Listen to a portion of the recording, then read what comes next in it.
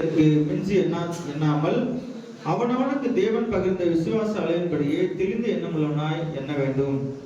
ஏனெனில் நமக்கு ஒரே சரீரத்திலே அநேக அவயங்கள் இருந்தும் எல்லா அவயங்களும் ஒரே தொழில் இராதது போல அநேகராகிய நாமும் கிறிஸ்துவுக்குள் ஒரே சரீரமாய் இருக்க ஒருவருக்கொருவர் அவயங்களாய் இருக்கிறோம்.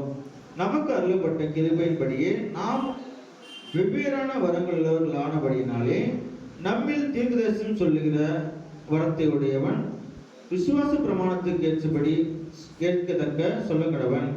ஊழியம் செய்கிறவன் ஊழியத்திலும், போதிக்கிறவன் போதிக்கிறதிலும், புத்தி சொல்லுகிறவன் புத்தி சொல்லுகிறதிலும் தரித்திருக்க கடவன்.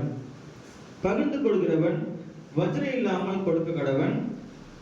முதலாளியானவன் ஜாக்கிரதா இருக்க கடவன். இரக்கம் செய்கிறவன் உற்சாகத்துடனே செய்ய கடவன். உங்கள் அன்பு மாயமற்றதாய் இருப்பதாக தீமையை விதித்து நன்மையை பற்றி கொள்ளுங்கள். சகோதர சிநேகத்திலே ஒருவர் மேல் ஒருவர் பட்சமாயிருங்கள். கனம் பண்ணுகிறதிலே ஒருவருக்கொருவர் முந்திக் கொள்ளுங்கள். அசதியாயிராமல் ஜாக்கிரதா இருங்கள். ஆவிலே அனலாயிருங்கள். கர்த்தருக்கு ஊழியம் செய்யுங்கள். நம்பிக்கையிலே சந்தோஷமாயிருங்கள். உபத்திரவத்திலே பொறுமையாயிருங்கள். ஜபத்திலே உறுதியாய் தரித்திருங்கள்.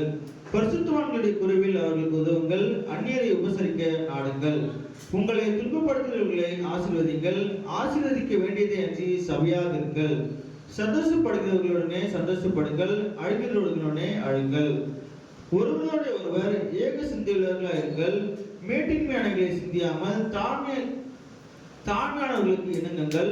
உங்களையே புத்திமான்கள் என்று எண்ணாதிருங்கள். ஒருவனுக்கும் தீமைக்கு தீமை செய்யாதிருங்கள்.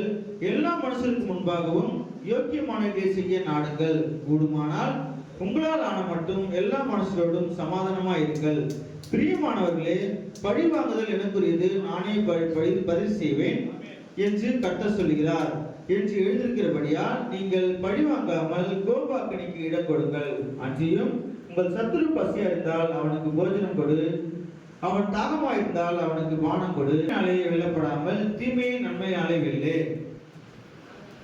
எவன் அபாத்திரமாய் கர்த்தருடைய அப்பத்தை புசித்து அவருடைய பாத்திரத்தில் பானம் பண்ணுகிறானோ அவன் கர்த்தருடைய சரீரத்தையும் ரத்தத்தையும் குறித்து குற்றமுள்ளவனாயிருப்பான். எந்த மனுஷனும் தன்னைத்தானே சோதித்தறிந்து இந்த அப்பத்தில் புசித்து இந்த பாத்திரத்தில் பானம் பண்ண கடவன்.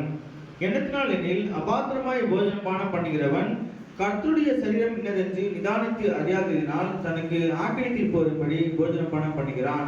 இது நிமித்தம் உங்களில் அநேகர் பலவினரும் வியாதியுள்ளவர்களுமாய் இருக்கிறார்கள். அநேகர் நித்திரையும் அடைந்திருக்கிறார்கள்.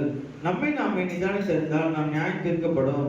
நாம் நியாயம் தீர்க்கப்படும் போது உலகத்தோடு ஆக்கினைக்குள்ளாக தீர்க்கப்படாதபடிக்கு கர்த்தராலே சிட்சிக்கப்படுகிறோம். ஆமென்.